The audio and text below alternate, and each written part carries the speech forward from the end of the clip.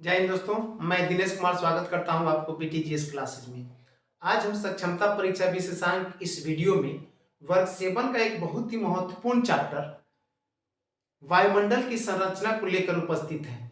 इसमें हम मुख्य रूप से ये देखेंगे कि वायुमंडल की संरचना कैसी है और इसमें कौन कौन से गैस है, उनकी मात्रा कितनी है, और इसके साथ ये भी हम देखेंगे कि वायुमंडल में ताप और दाब में कैसे बदलाव आता है, जिसके आधार पर वायुमंडल को कई परतों में बांटा गया है। इसी को देखने का प्रयास आज हम करेंगे।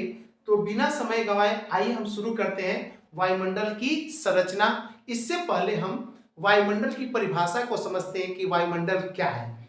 तो वायुमंडल क्या है, इसकी परिभाषा आप सभी भी जानते हैं कि वायुमंडल क्या है। इसकी परिभाषा कोई बहुत बड़ी चीज नहीं है, आप आसानी से इसको समझ लेंगे। तो परिभाषा के रूप में हम कह सकते हैं कि वायुमंडल पृथ्वी के चारों ओर वायु के आवरण को वायुमंडल कहते हैं। अगर हम इसको पृथ्वी मानते हैं, ये पृथ्वी हो गया और इसके चारों तरफ वायु के एक घेरा है, वायु का एक घेरा है।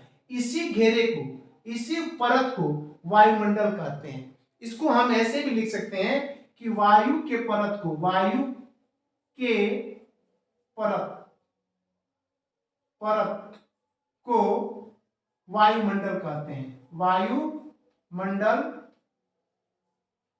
मंडल कहते हैं। इसको हम ऐसे भी कह सकते हैं कि पृथ्वी के चारों ओर वायु के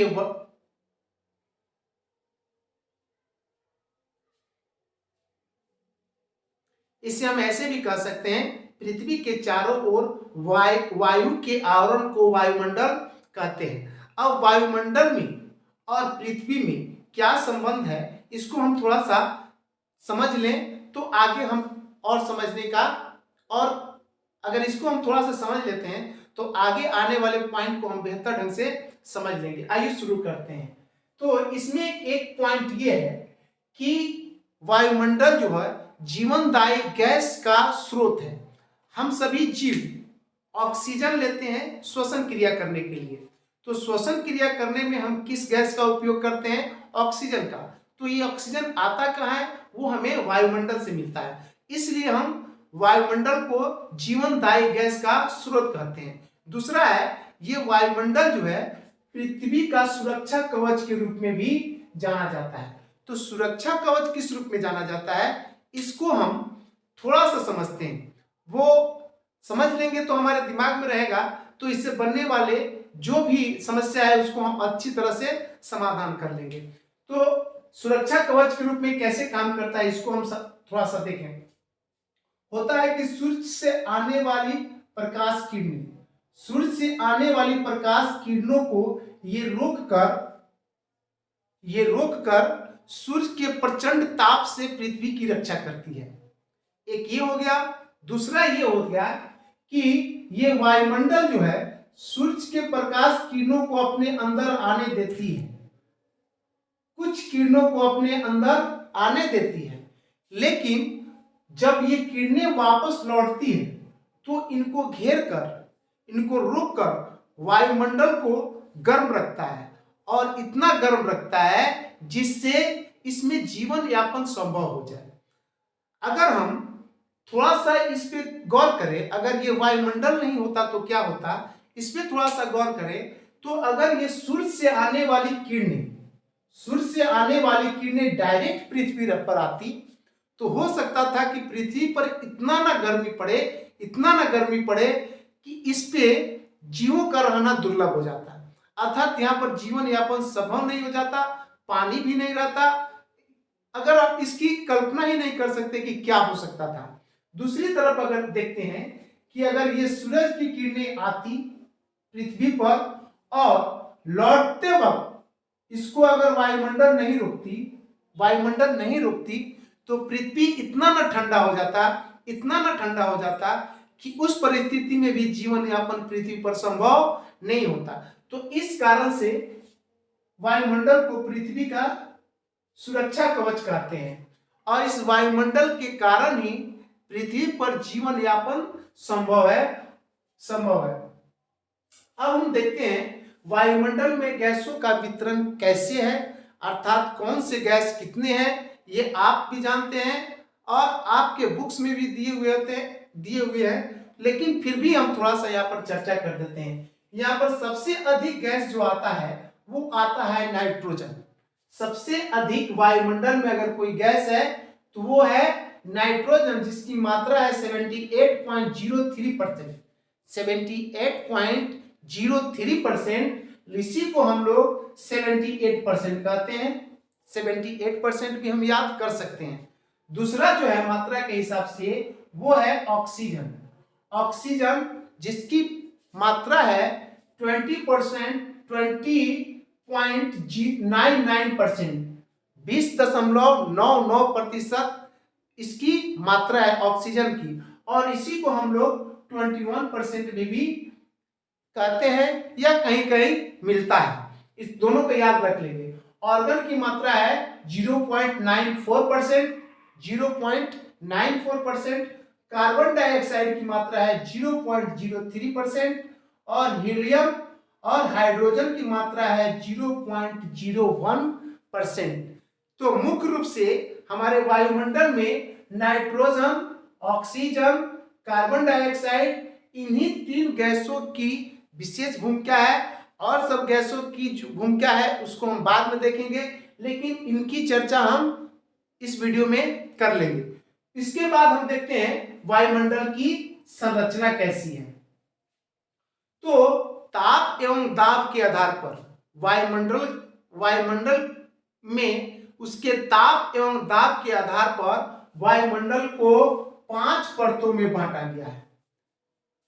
हम इसको ऐसे भी याद रखेंगे कि वायुमंडल को कितने परतों में बांटा गया है, तो 5 परतें। अब ये 5 परत कौन कौन है इसको देखें तो सबसे पहला जो है वो है क्षोभ मंडल, दूसरा है समताप मंडल, तीसरा है मध्य मंडल, चौथा है आयन मंडल, पांचवा है वायुमंडल। इस प्रकार वायुमंडल को उसके ताप एवं दाब के आधार पर 5 परतों में बांटा गया है। अब हम बारी बारी से इनकी विशेषताओं की चर्चा करेंगे। इसमें सबसे निचली परत जो है उसको हम क्षोभ मंडल के नाम से जानते हैं। क्षोभ मंडल के नाम से जानते हैं। इसका विस्तार को अगर गौर से देखें, इसकी ऊंचाई, परत की ऊंचाई अगर गौर से देखें तो ये उत्तरी ध्रुव पर अर्थात ध्रुवों पर 8 किलोमीटर और विषुवत रेखा पर 18 किलोमीटर है। अर्थात इसकी ऊंचाई जो है अलग अलग स्थानों पर अलग अलग, ध्रुव पर वही 8 किलोमीटर है तो वही विषुवत रेखा पर 18 किलोमीटर है। इसकी औसत ऊंचाई अगर निकाल के देखें तो वो आता है 13 किलोमीटर। औसत ऊंचाई 13 किलोमीटर। तो ये तो हो गया इसका विस्तार, लेकिन इसकी विशेषता को देखते हैं तो उसमें क्या क्या है। इसमें जो होता है, इसमें कार्बन डाइऑक्साइड गैस, जो भारी गैस हैं वो इसमें अधिक पाए जाते हैं। कार्बन डाइऑक्साइड गैस अन्य गैसों में सबसे भारी होते हैं, इसलिए इस सीमा में अर्थात इस परत में कार्बन डाइऑक्साइड की प्रधानता होती है। दूसरा इंपॉर्टेंट जो है वो है इसमें मौसम संबंधी सारी घटनाएं घटती है। हमें बादल गरजते हुए, बारिश होते हुए, आंधी तूफान, जितने भी मौसम संबंधी घटनाएं हमको देखने को मिलती है वे सभी घटनाएं इसी मंडल में अर्थात इसी परत में क्षोभ मंडल में घटती है। उसके बाद है इस मंडल में धूलकण और जल वाष्प की भी प्रधानता अधिक है। धूलकण और जल वाष्प इसकी इसमें मौजूदगी रहती है। अब हम देखते हैं दूसरा पॉइंट जो है वह है समताप मंडल। समताप मंडल ये क्षोभ मंडल की ऊपरी सीमा है, अर्थात क्षोभ मंडल के बाद दूसरी परत है जिसे हम समताप मंडल के नाम से जानते हैं। अगर इसका विस्तार जब देखें तो ये 50 किलोमीटर तक इसकी मोटाई है। अब ये समताप मंडल की विशेषता को अगर गौर से देखें तो ये इसमें जो इसके 20 किलोमीटर जो है, यहां से यहां तक ये 20 किलोमीटर, इसमें तापमान समान रहता है। इसमें तापमान समान रहता है। चूंकि तापमान समान रहता है, मौसम संबंधी कोई घटनाएं घटती नहीं है, इसलिए वहां साफ वातावरण रहता है। साफ वातावरण होने के कारण यहाँ वायुयान उड़ाने की उचित माहौल मिलते हैं, उचित परिस्थितियां मिलती है, इसलिए मैक्सिमम का लगभग सभी वायुयान इसी मंडल में समताप मंडल में ही उड़ाए जाते हैं। इसकी दूसरी विशेषता है वो है ओजोन मंडल, ओजोन परत। समताप मंडल में ही एक अन्य मंडल पाया जाता है, एक अन्य परत पाया जाता है जिसे ओजोन मंडल कहा जाता है, और ओजोन मंडल। अब ओजोन मंडल की विशेषता क्या है, इसको हम ओजोन मंडल की सबसे जो खासियत है वो ये है कि सूर्य से आने वाली अल्ट्रावायलेट किरण, सूर्य से आने वाली अल्ट्रावायलेट किरण अर्थात परावैंगनिक किरण को ये अवशोषित कर लेता है। अल्ट्रावायलेट किरण जो आता है, परावैंगनिक किरण जो आता है, इसको अवशोषित कर लेता है, अवशोषित कर लेता है, जिससे क्या होता है कि पृथ्वी पर जीवों को इस अल्ट्रावायलेट किरण से होने वाले दुष्प्रभाव से उसको बचाता है। अब तो ये थोड़ा सा क्षरण होने लगा है इसमें CFC के कारण, इसकी चर्चा हम बाद में करेंगे। पहले हम इतना जान लें कि समताप मंडल में ओजोन परत पाया जाता है, और ओजोन परत क्या करता है, सूर्य से आने वाली परावैंगनिक किरण अल्ट्रावायलेट रे को अवशोषित कर लेता है, पृथ्वी तक आने नहीं देता है, जिससे फायदा ये होता है कि इस सूर्य के परावैंगनिक किरण से पृथ्वी के जीवों को जो नुकसान होने वाला था वो होने से बचा लेता है। अब देखते हैं समताप मंडल के बाद मध्य मंडल की ऊंचाई जो है वो 80 किलोमीटर तक है। मध्य मंडल की ऊंचाई 80 किलोमीटर तक है। अब ये तीसरी परत है, पृथ्वी से जैसे जैसे हम ऊपर बढ़ेंगे तो क्षोभ मंडल, समताप मंडल, उसके बाद आता है मध्य मंडल। इसकी विशेषताओं को ध्यान में देखें हम तो इसमें दो विशेषताएं हमको दिखाई पड़ते हैं। एक होता है ऊंचाई के साथ तापमान घटता है। इसमें हम मध्य मंडल में जैसे ऊंचाई बढ़ेंगे, जैसे ऊपर जाएंगे तो तापमान घटता है। ऊंचाई के साथ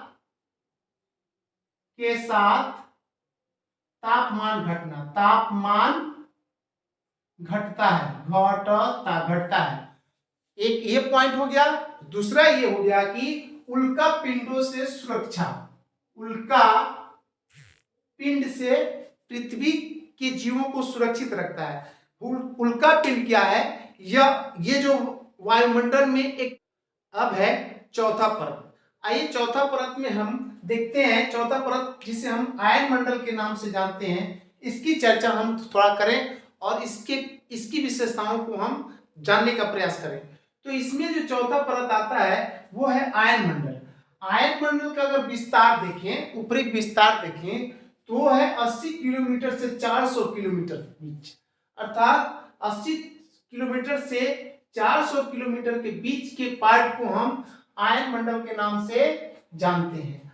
अब आयन मंडल की विशेषता को हम देखें तो विशेषताओं को हम अगर पॉइंट वार देखते हैं, बिंदुवार देखते हैं तो 4 बिंदु इसमें हम मुख्य रूप से देखेंगे। एक है कि ऊंचाई के साथ तापमान बढ़ता है। इसमें पहला पॉइंट जो है वो ये है कि ऊंचाई के साथ तापमान बढ़ता है। वही अगर हम मध्य मंडल में देखें तो इसमें क्या होता था, ऊंचाई के साथ तापमान घटता था। जैसे जैसे ऊंचाई को हम बढ़ते थे तो तापमान घटता था, लेकिन आयन मंडल में जैसे जैसे हम ऊंचाई पर बढ़ेंगे तापमान बढ़ेगा। एक पॉइंट हो गया। दूसरा पॉइंट हो गया विद्युत आवेशित कण यहाँ पाए जाते हैं। विद्युत आवेशित कण पाए जाते हैं जिसे हम आयन कहते हैं। विद्युत आवेशित कण को हम आयन कहते हैं, इसीलिए इस मंडल को आयन मंडल के नाम से भी जाना जाता है। दूसरा पॉइंट हो गया। तीसरा पॉइंट यह है कि संचार उपग्रह, अर्थात हमारे पृथ्वी से जितने भी संचार उपग्रह छोड़े जाते हैं, प्रक्षेपित किए जाते हैं, उन सभी संचार उपग्रह को इसमें ही फिक्स किया जाता है, स्थिर किया जाता है या स्थापित किया जाता है। कहाँ पे? आयन मंडल में। आयन मंडल में सारे उपग्रह को स्थापित किया जाता है। ये चौथा पॉइंट जो है रेडियो तरंग का लौटना, अब पृथ्वी से जितने भी रेडियो तरंग छोड़े जाते हैं वे सभी रेडियो तरंग इस आयन मंडल में जाते हैं और यहाँ से वो परावर्तित होकर पुनः पृथ्वी पर आ जाते हैं। तो चौथा पॉइंट ये हो गया कि रेडियो तरंगों का परावर्तित होकर पृथ्वी पर लौटना। अब हम देखते हैं जो लास्ट हमारा परत है वो है वायुमंडल या वायुमंडल। वायुमंडल या वायुमंडल, इसकी अगर ऊंचाई देखें तो ये अनंत है, इसकी गणना नहीं की जा सकती है, ये इसकी ऊंचाई अनंत है। और इसमें जो प्रधानता देखते हैं जिन गैसों का वो है हीलियम और हाइड्रोजन। ये दोनों वायुमंडल के सबसे हल्की गैस है जिसके कारण यह सबसे ऊपरी परत में अधिक मात्रा में पाए जाते हैं, हाइड्रोजन और हीलियम। इस प्रकार हमारा वीडियो यहीं समाप्त होता है।